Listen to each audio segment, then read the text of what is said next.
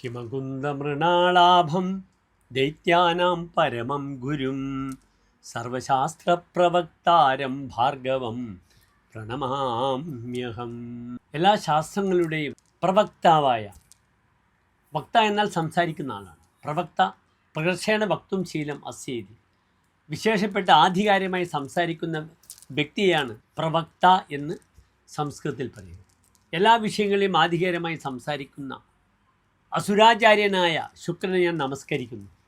ശുക്രനിത പ്രിയമുള്ള പ്രേക്ഷകരെ, മിഥുൻ രാശിയിൽ നിന്നും തൻ്റെ അടുത്ത സുഹൃത്തായ ബുധൻ്റെ ക്ഷേത്രം മിഥുൻ രാശിയിൽ നിന്നും തൻ്റെ പരമശത്രുവായ കർക്കിടക രാശിയിലേക്ക് പ്രവേശിച്ചിരിക്കുകയാണ്.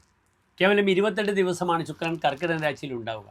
പിന്നീട് ചിങ്ങൻ രാശി, പിന്നീട് ശുക്രൻ തൻ്റെ നീചക്ഷേത്രമായ കന്നിയിലേക്ക് പ്രവേശിക്കും. ഉച്ചക്ഷേത്രം കഴിഞ്ഞ് സ്വക്ഷേത്രം കഴിഞ്ഞു ഇനി ശുക്രൻ പ്രവേശിക്കുന്നത് ഏതാനും മാസങ്ങൾക്കുള്ളിൽ തൻ്റെ നീചക്ഷേത്രമായ കന്നിരാശിയിലാണ്. ശുക്രനെ കൊണ്ടാണ് എല്ലാവിധ ഭൗതിക സുഖങ്ങളും നാം ചിന്തിക്കുന്നത്.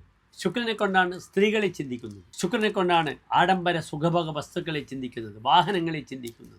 അതിനാൽ ശുക്രൻ നീചസ്ഥനാകുമ്പോൾ പലപ്പോഴും, പ്രത്യേകിച്ച് കർക്കിടക രാശിയിൽ അത്യന്തം ശത്രുവായ ചന്ദ്രക്ഷേത്രമായ കർക്കിടക രാശിയിൽ വരുമ്പോൾ പോലും ശുക്രൻ്റെ സ്വഭാവത്തിൽ വളരെയധികം മാറ്റങ്ങൾ കാണാം.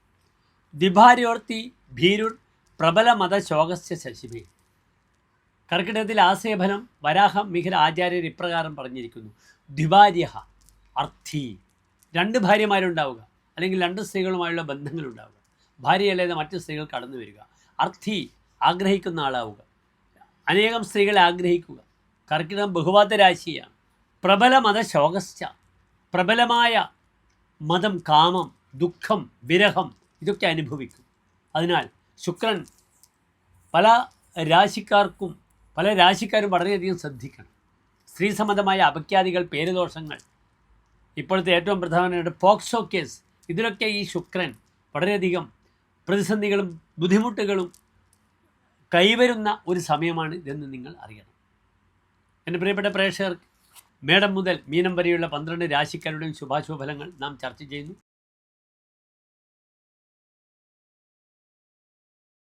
ശുക്രൻ്റെ സ്വഭാവങ്ങളെപ്പറ്റി വിവരിക്കുന്ന സമയത്ത് സൂചിപ്പിച്ചൊരു വലിയ വിഷയമുണ്ട്.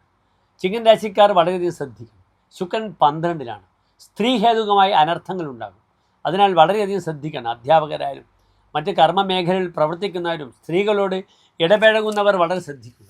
സ്ത്രീ കാരണം അപായമുണ്ടാകും, പേരുദോഷം വരും. ശുക്രേ അനിഷ്ടസ്ഥിതേ സ്ത്രീജനഗതനാപായ. സ്ത്രീജനങ്ങളാൽ തനിക്ക് അപകടങ്ങളുണ്ടാകും, വാഹനാപകടങ്ങൾ വരും, സ്നേഹം കൊണ്ട് ബുദ്ധിമുട്ടുകൾ വരും. വളരെ അടുത്ത സഹോദരങ്ങൾ പരസ്പരം പിണങ്ങിപ്പോകും.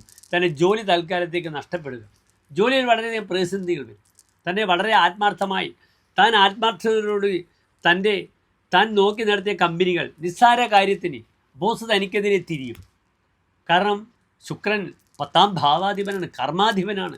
കർമാധിപനായ ഗ്രഹം 12-ൽ വരുമ്പോൾ കർമ്മതടസ്സം, കർമ്മം നഷ്ടപ്പെടുന്നൊരവസ്ഥയുണ്ടാകും. സ്വതവേ മനസ്സിലാക്കണം, ചിങ്ങൻ രാശിക്കാർക്ക് 12-ലാണ് വ്യാഴം. വളരെയധികം ബുദ്ധിമുട്ടുകൾ ചിങ്ങൻ രാശിക്കാർക്ക് അനുഭവിക്കേണ്ട സമയമാണ്. അവർക്ക് അഷ്ടമ ശനിയും കൂടിയുണ്ട്. വളരെയധികം പ്രാർത്ഥനയിലേക്ക് വരണം ചിങ്ങൻ രാശിക്കാർ. ഞാൻ പ്രത്യേകിച്ച് സൂചിപ്പിച്ചിരുന്നു, ചിങ്ങൻ രാശിക്കാരുടെ ശുഭാശുഭ ഫലങ്ങൾ പറയുന്ന സമയത്ത് വ്യാഴത്തിൻ്റെ ആ വല്ലാതെയുള്ള അനിഷ്ടസ്ഥിതി വളരെ ബാധിക്കും. അപ്രകാരം തന്നെ അതിനെ ഒന്നും കൂടെ ആ ശുക്രൻ്റെ യോഗം മോശമാക്കുകയാണ് ചെയ്യുക. ജോലി നഷ്ടപ്പെടുക, തൻ്റെ അടുത്ത സഹോദരങ്ങളായാലും അല്ലെങ്കിൽ ഏറ്റവും പ്രിയപ്പെട്ട സഹായികളായാലും തനിക്കെതിരെ തിരിയും. അതിനാൽ വളരെയധികം ശ്രദ്ധിക്കുക ചിങ്ങൻ രാശിക്കാർ. മകം പൂരം ഉത്രം നക്ഷത്രത്തിൻ്റെ ആദ്യത്തെ 15 നാഴിക വരുന്ന ചിങ്ങൻ രാശിക്കാർ ശ്രദ്ധിച്ച് തന്നെ മുന്നോട്ട് നീങ്ങണം, ഇല്ലെങ്കിൽ ബുദ്ധിമുട്ടും. ബന്ധനയോഗമുണ്ടാകും. സ്ത്രീ വിഷയത്തിലുള്ള അപഖ്യാതികളാണ് പ്രധാനപ്പെട്ട് ശ്രദ്ധിക്കേണ്ടത്.